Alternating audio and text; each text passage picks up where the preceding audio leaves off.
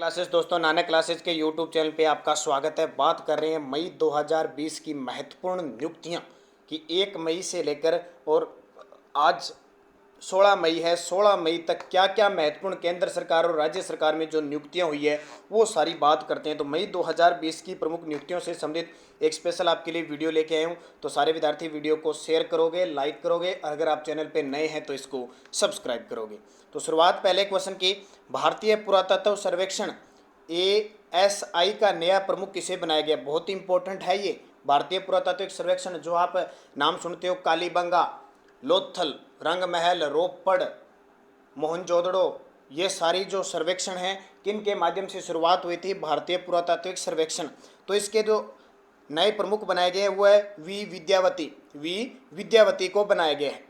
तो देखिए, वी विद्यावती 1991 की बैच की कर्नाटक कैडर की IAS अधिकारी है, उन्हें यह नियुक्त किया गया। तो ज़्यादा इंपॉर्टेंट नहीं है, बस आपको याद रखना है भारतीय पुरातात्विक सर्वेक्षण वी विद्यावती। तो इस तरह के क्वेश्चन जो बैंकिंग क्षेत्र होता है, रेलवे क्षेत्र होता है, SSC, वहाँ पे क्वेश्चन पूछे जाते हैं।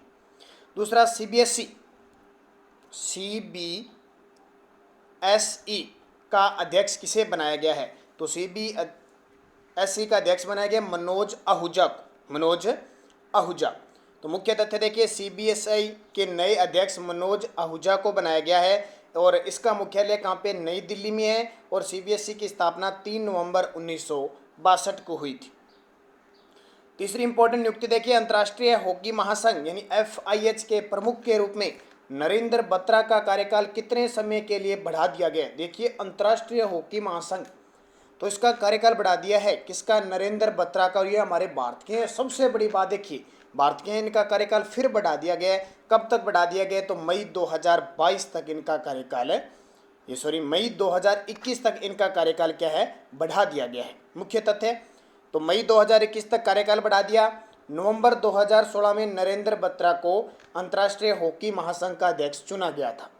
इसी आधार पर इन पदों के आगामी कार्यकाल को कम 2021 से मध्य 2024 तक कर दिया जाता है। तो एक बार इनका कार्यकाल 2021 तक बढ़ा दिया, फिर आगे क्या होता है वो देखा जाएगा। तो ये ध्यान रखना, हमारे भारत के हॉकी संघ के जो नरेंद्र बत्रा अध्यक्ष थे, अब उन्हें अंतर्राष्ट्रीय हॉकी महासंघ में दोबारा कार्यकाल इनका बढ़ाया गया। तो ये बहुत बड़ी बात है। फिर एक नियुक्ति देखिए, नवीकरणीय ऊर्जा मंत्रालय के सचिव का पदभार किसने ग्रहण किया है?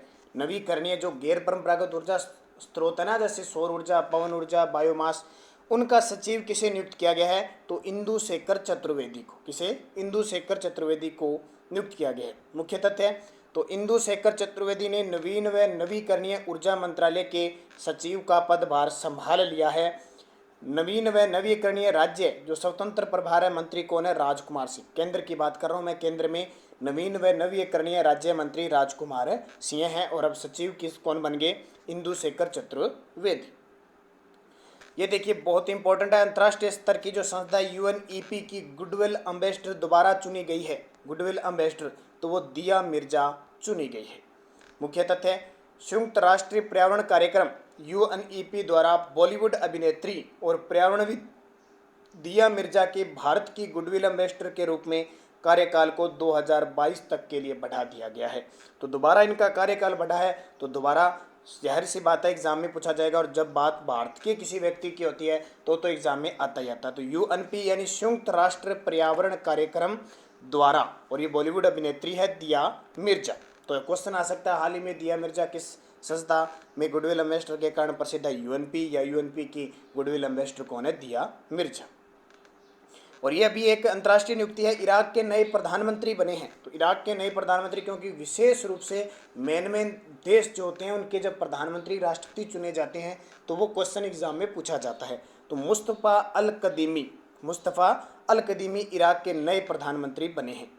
मुख्य तथ्य, इराक के पूर्व खुफिया प्रमुख मुस्तफ़ा अल कदीमी इराक के नए प्रधानमंत्री बन गए हैं। पूर्व PM आदिल अब्दुल महंदी ने पिछले साल नवंबर में अपने पद से इस्तीफा दिया था। और इराक की राजधानी क्या है? तो इराक की राजधानी ध्यान रखना बगदाद है। छठा, PSC के अध्यक्ष दोबारा चुने गए हैं। PSC जो लोक लेखा समिति होती है, पब्लिक कमीशन, तो उसके दोबारा अध्यक्ष चुने गए हैं, वो चुने गए अधीर रंजन चौधरी। बहुत ही इंपॉर्टेंट क्वेश्चन है, आने वाले एग्जामों में पक्का पूछा जाएगा। तो मुख्य तथ्य है, लोकसभा में कांग्रेस के नेता अधीर रंजन चौधरी को पुनः संसद की लोक लेखा समिति यानी पार्लियामेंट पब्लिक अकाउंट्स, और ये नाम आया कांग्रेस नेता क्योंकि हमेशा ये नेता होता है विपक्ष का, कमेटी का अध्यक्ष नियुक्त किया गया है। उन्हें लोकसभा अध्यक्ष ओम बिरला द्वारा समिति के अध्यक्ष के रूप में फिर से नियुक्त किया गया। नियुक्ति कौन करता है? जो लोकसभा का अध्यक्ष होता है। अब हमारी 17वीं लोकसभा चल रही है, उसके अध्यक्ष है ओम बिरला ने उनको दोबारा नियुक्त किया है। तो ये महत्वपूर्ण अब तक की मई 2020 की कुछ 15 दिनों में जो नियुक्तियां हुई है उसके बारे में मैंने यहाँ विवरण दिया है जितनी कोई, क्योंकि लगातार आपको कुछ महत्वपूर्ण पॉइंटों का एक स्पेशल चाहे क्वेश्चन एक दो हो, लेकिन मेन आपको मैं पॉइंट ऑफ से करंट अफेयर्स दे रहा हूँ, क्योंकि लॉकडाउन चल रहा है और लॉकडाउन में हमारे लिए इंपॉर्टेंट बन जाता है कि जो भी क्वेश्चन इंपॉर्टेंट बनते हैं हम उनका अध्ययन करें। तो धन्यवाद। जय हिंद, जय भारत।